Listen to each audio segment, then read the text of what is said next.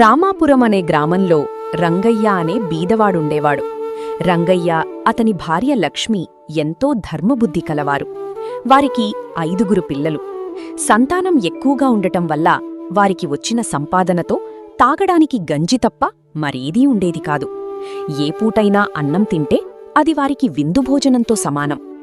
ఇంతగా తిండికి కష్టంగా ఉన్నా ఆకలితో తమ ఇంటికి వచ్చిన వారికి లేదనకుండా పెట్టేవారు. తాము తాగే గంజిలోనే అతిథికి కూడా కొంత ప్రేమగా ఇచ్చేవారు. పిల్లలందరూ భోజనానికి కూర్చున్నారు. తొందరగా గంజి తీసుకురా. అమ్మా, తినడానికి ఏవైనా పెట్టండి తల్లి. 3 రోజుల నుండి ఆహారం లేదు. లక్ష్మి, ఆ వ్యక్తి చాలా నీరసంగా ఉన్నాడు. తాగడానికి కొంచెం గంజి పెట్టు. వారి దగ్గరున్న గంజిలో సగం ఆ బిచ్చగాడికిస్తారు. కొనప్రాణంతో ఉన్నట్టు కనిపించిన ఆ బిచ్చగాడు ఆ గంజి తాగి కొంత సమయానికి కుదుటపడతాడు. మీ దంపతుల వంటి పుణ్యాత్ములను నేను ఎక్కడా చూడలేదు. మీరిచ్చిన గంజి నా ప్రాణాలను కాపాడింది. మీరు గంజి చేసుకునే పాత్ర తీసుకురండి. దానిని అక్షయ పాత్రగా మారుస్తాను. లక్ష్మి ఆ పాత్రను తెచ్చి బిచ్చగాడికిచ్చింది. అతను దాన్ని పట్టుకుని ఏవో మంత్రాలు చదివి దానిపై మూత పెట్టాడు.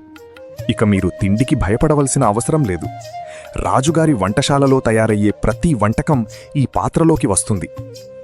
ఆ పాత్ర ఇచ్చి బిచ్చగాడు వెళ్ళిపోయాడు. ఆ దంపతులు బిచ్చగాడి మాటలు నమ్మలేదు, కాని వాటిని ఒక ఆశీర్వాదంగా భావించారు. ఆ రాత్రి లక్ష్మి గంజి కాయడానికి పాత్ర మూత ఎత్తేసరికి కమ్మని వాసనలు వెదచల్లుతూ పాత్ర నిండుగా వంటకాలున్నాయి. అది నిజంగా రాజభోజనమే. అప్పటినుండి ఆ కుటుంబం రోజూ రాజభోజనం చేసేవారు. తమ ఇంటికి వచ్చిన అతిథులకు కూడా అదే భోజనం పెట్టేవారు.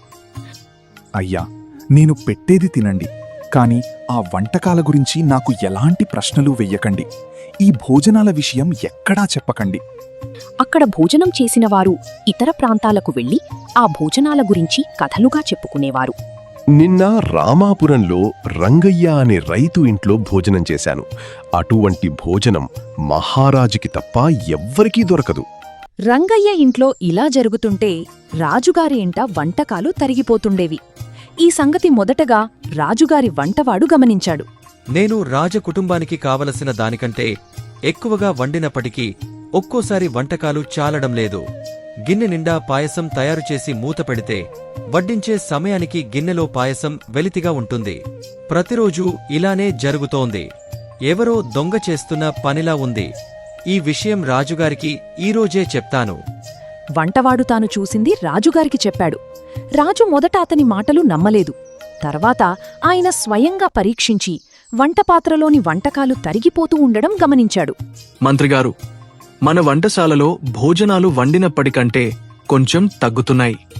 ఏం జరుగుతుందో దగ్గరుండి చూడండి. మంత్రి కూడా స్వయంగా పరీక్షించి వంటకాలు తరిగిపోతున్నాయని నిర్ధారణకు వచ్చాడు. ప్రతి పూట రాజుగారి ఇంటి వంటకాలు ఎవరో ఎత్తుకుపోతున్నారనే వార్త ఊరంతా పాకింది. ఇంకోవైపు రంగయ్య ఇంట్లో రోజూ రాజభోజనం దొరుకుతుందనే వార్త కూడా పాకింది. ఈ 2 పుకార్లు కలిపి అర్థం చేసుకున్నవారికి రాజుగారింట్లో మాయమైన వంటకాలు ఎలాగో రంగయ్య ఇంటికి చేరుతున్నాయని అనుమానం వచ్చింది. ఈ అనుమానం రాజు, మంత్రి దాకా చేరింది.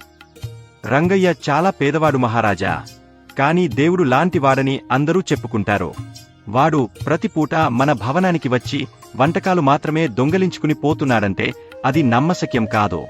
రాజమందిరంలోకి వచ్చినవాడు విలువైన వస్తువులు ఎత్తుకుపోయి సుఖంగా బతకవచ్చు. కాని ప్రతిపూట దొంగతనానికి రావడం అంత సులభం కాదు. మనం అతని ఇంటికి వెళ్లి ఒక పూట భోజనం చేస్తే నిజం తెలిసిపోతుంది. అతను ఇంటికి వచ్చిన అతిథులకు లేదనకుండా భోజనం పెడతాడట కదా. రాజు, మంత్రి సాధారణ దుస్తులు ధరించి ఎవరికీ తెలియకుండా కాలినడకన రంగయ్య ఇంటికి వెళ్లారు. వెళ్లే ముందు రాజుగారి ఇంట్లో ఏమేమి వంటలు, కూరలు వండుతున్నారో వంటవాణ్ణి అడిగి తెలుసుకున్నారు. అయ్యా, మేము పొరుగురు వాళ్లం. ఈ పూట కాస్త భోజనం పెట్టించగలరా? ఇంట్లోకి దయచేయండి, ఇప్పుడే వడ్డిస్తాను. అయ్యలారా, నేను పెట్టినది తిని వెళ్ళండి. దయచేసి నాకు ఏమీ ప్రశ్నలు వెయ్యవద్దు. ఆకులలో వడ్డన అవుతుండగానే అవి రాజుగారి వంటశాలలో చేసిన వంటకాలేనని మారువేషంలో ఉన్న రాజుకు, మంత్రికి తెలిసిపోయింది. శ్రీమంతుడికి కూడా సాధ్యం కాని ఈ భోజనం నీకు ఎలా వస్తోంది? దయచేసి నాకు ఏ ప్రశ్నలు అడగవద్దు. భోజనం చేసి వెళ్ళండి. ఆ విషయం చెప్తేనే మేము భోజనం చేస్తాం. విధిలేక రంగయ్య జరిగినదంతా చెప్పాడు. అంతా విన్నాక రాజుగారికి పట్టరాని కోపం వచ్చింది. వెంటనే రంగయ్య ఇంట్లో ఉన్న పాత్రను పగలగొట్టాడు. మంత్రితో పాటు మారుమాట లేకుండా అక్కడి నుండి వెళ్ళిపోయాడు. పాత్ర పగిలిపోవడంతో రంగయ్య కుటుంబం చాలా బాధపడింది. లక్ష్మి ఏడవసాగింది. ఊరుకో లక్ష్మి, మనం చిన్నప్పటి నుండి రాజభోజనమే చేశామా ఏంటి? రంగయ్య ఇంట్లో పాత్ర పగలగొట్టి ఇంటికి వెళ్లిన రాజుకు, మంత్రికి రాజభవనంలో భోజనముండదు. ఈ రోజుతో భోజనాల సమస్య తీరింది. ఇప్పుడే పరిష్కరించి వచ్చాను. నాకు భోజనం పెట్టండి. మహారాజా, వండిన వంటలన్నీ మాయమైపోయాయి. మళ్ళీ వండుతున్నా పొయ్యి మీద ఉండగానే మాయమైపోతున్నాయి. ఒకసారి పాత్రలు చూడండి మహారాజా. బయట అంతా మసి, లోపల తోమినట్టు ఉన్నాయి. ఎన్నిసార్లు వండినా క్షణంలో ఖాళీ అయిపోతున్నాయి. రాజుగారింట్లో భోజనం లేకపోవడంతో మంత్రిగారు తన ఇంటి నుండి రాజుకుటుంబానికి భోజనం పంపించాడు. కాని రాజుగారి ఇల్లు చేరేసరికి ఆ వంటకాలు కూడా మాయమైపోయాయి.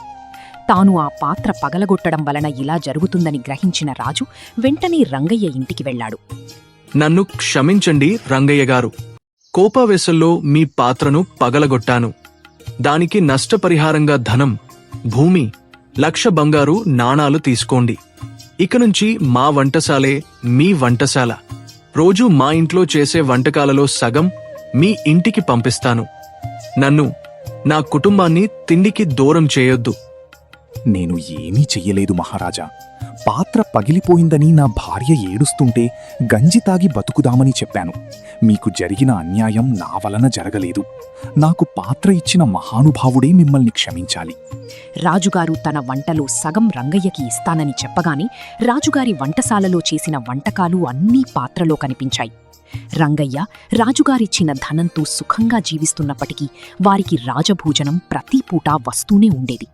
ఈ కథ మీకు నచ్చినట్లయితే దయచేసి వీడియోకు లైక్ చేయండి.